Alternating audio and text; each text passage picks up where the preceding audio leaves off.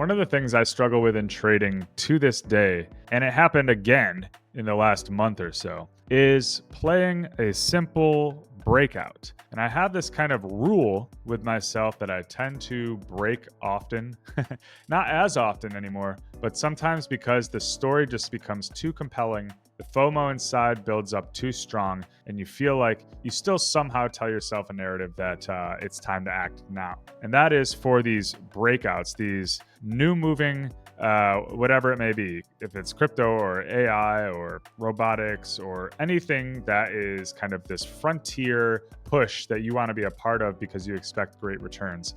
I want to either be first or I want to be third. You never want to be second. Okay. So let's take, for example, the Bitcoin mining push that's happened in the last month or so. I understand the story. I believe in the story. I think it's a multi-year play as we build out the whole data center, CapEx, energy. It's Bitcoin, it's energy, it's infrastructure, it's the whole thing. Okay. So you can convince yourself that once you see these prices moves, that these are going to re-rate much higher. But as you can see, if you looked at Iron, at Cypher, at CleanSpark, at Galaxy, at all of these, if you're not first, or if you're not basically last after things have kind of cooled off for a while, you're going to get yourself into a pickle. Because if you aren't exactly confident, as to why you're buying, it's just a lot of things happening at once and then you act, you're going to be in real sticky positions when it does come back and makes you kind of question everything you've done, and you might not have a reason to get out. So your risk reward just completely flies off the table. And that's the most important part for any investor across all archetypes,